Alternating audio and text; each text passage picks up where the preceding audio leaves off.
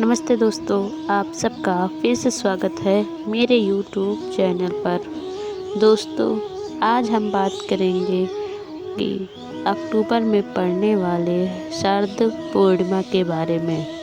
दोस्तों, हिंदी पंचांग के अनुसार अश्विन मास के शुक्ल पक्ष की पूर्णिमा तिथि को शरद पूर्णिमा मनाई जाती है।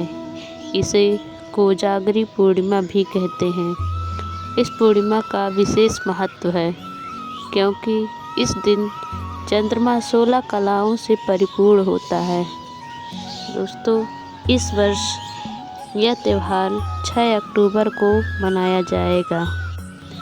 इस दिन हम माता लक्ष्मी, भगवान विष्णु, शिव जी और चंद्रदेव की पूजा करते हैं। चंद्रमा की रोशनी में रहना इस दिन शुभ माना जाता है। दोस्तों, यह त्यौहार मनाने से पहले हमें इनके बारे में कुछ चीज़ें अवश्य जान लेनी चाहिए। जैसे इस दिन लक्ष्मी जी की पूजा करने से हमें लक्ष्मी जी की असीम कृपा प्राप्त होती है। इस दिन चंद्रमा की रोशनी के साथ अमृत वर्षा होती है, अर्थात यह हमारे लिए बहुत ही शुभ माना जाता है। ऐसा माना जाता है कि इस दिन माँ लक्ष्मी धरती पर आती हैं, इसलिए इस दिन इनकी विशेष रूप से पूजा अर्चना करने के साथ जागरण होता है और लोग रात को खुले आसमान के नीचे खीर आदि रखते हैं। शरद पूर्णिमा में खीर रात में आसमान के नीचे चंद्रमा की किरणों में रखने का समय रात 8 से 9 बजे के बाद का होता है, जब चंद्रमा पूर्ण रूप से दिखाई देने लगे। खीर को एक झीने कपड़े से ढक कर रखा जाता है और अगले दिन सुबह प्रसाद के रूप में ग्रहण किया जाता है। दोस्तों, इस दिन दूध और चावल की खीर बनाई जाती है और ढककर इसलिए रखा जाता है ताकि खीर को किसी कीट या गंदगी से बचाया जा सके और रात भर यह चंद्रमा की रोशनी में रख दिया जाता है। इस दिन चंद्रमा को अर्घ्य देने और देवी लक्ष्मी की पूजा करने से सुख, समृद्धि और धन की प्राप्ति होती है। इस दिन लहसुन या प्याज से बना हुआ खाना नहीं खाना चाहिए और काले वस्त्र बिल्कुल भी नहीं पहनना चाहिए। इस दिन हमें काले रंग या अन्य रंगों के अतिरिक्त श्वेत रंग पहनना चाहिए क्योंकि यह पवित्रता का प्रतीक माना जाता है।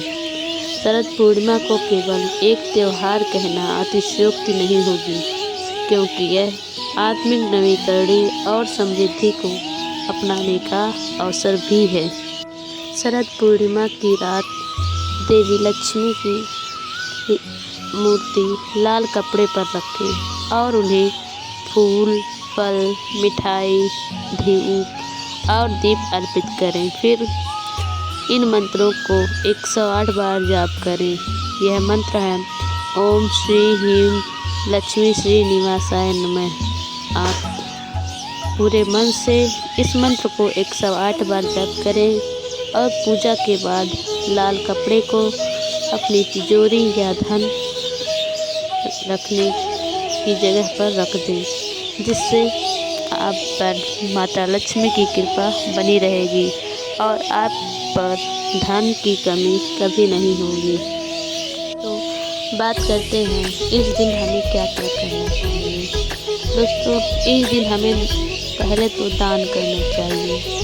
इस दिन आपको दान करने के लिए अन्न, वस्त्र, धन आदि का भी दान कर सकते हैं। इसके साथ ही चंद्रमा से जुड़ी चीज़ों का दान करने से कुंडली में चंद्रमा की स्थिति सुधरती है। चंद्रमा को प्रसन्न करने के लिए सफ़ेद खाद्य पदार्थों और वस्तुओं का भी दान आप कर सकते हैं। और नंबर 2, चंद्र दर्शन और पूजन। शरद पूर्णिमा की रात्रि में चंद्रमा का दर्शन करना बेहद शुभ माना जाता है। धार्मिक मान्यताओं के अनुसार इस दिन चंद्रमा की किरणों से अमृत बरसता है। साथ ही साथ इस दिन चंद्रमा की पूजा भी करनी चाहिए। नंबर 3, चंद्रमा तले खीर रखना। माना जाता है कि शरद पूर्णिमा की रात्रि में अगर चंद्रमा की रोशनी में आप खीर रख दें और अगले दिन इसे ग्रहण कर लें तो आरोग्य की प्राप्ति होती है। और नंबर 4 है माँ लक्ष्मी की पूजा। पूर्णिमा का दिन माता लक्ष्मी की पूजा के लिए बेहद खास है। इस दिन माता लक्ष्मी की पूजा करने से आपको धन धान्य की प्राप्ति होती है। नंबर 5, दीपदान। शरद पूर्णिमा के दिन आपको किसी मंदिर, पवित्र सरोवर या नदी में दीपदान करना चाहिए। ऐसा करने से आपको आत्मिक शुद्धि और पितरों का आशीर्वाद प्राप्त होता है। नंबर 6, भगवान विष्णु और शिव जी की पूजा। पूर्णिमा के दिन भगवान विष्णु और शिव पूजन से आपको शुभ फलों की प्राप्ति होती है। और नंबर 7 और आखिरी, ध्यान लगाना, अर्थात पूर्णिमा का दिन आध्यात्मिक उन्नति के लिए भी बेहद खास माना जाता है। इस दिन आपको एकांत में समय बिताना चाहिए और साथ ही योग का ध्यान भी करना चाहिए। आइए अब जान लेते हैं कि शरद पूर्णिमा के दिन हमको क्या नहीं करना चाहिए। दोस्तों, शरद पूर्णिमा के दिन आपको गलती तात्समिक भोजन नहीं करना चाहिए। इस दिन मांस, मदिरा, लहसुन, प्याज का सेवन करने से मानसिक परेशानियां आपके जीवन में पैदा हो सकती हैं। इसके साथ ही काले रंग के कपड़े पहनना भी इस दिन शुभ नहीं माना जाता। इस दिन आपको लड़ाई झगड़ा करने से, झूठ बोलने से भी बचना चाहिए। यह एक पवित्र दिन है, इसलिए ब्रह्मचर्य का पालन भी इस दिन आपको करना चाहिए।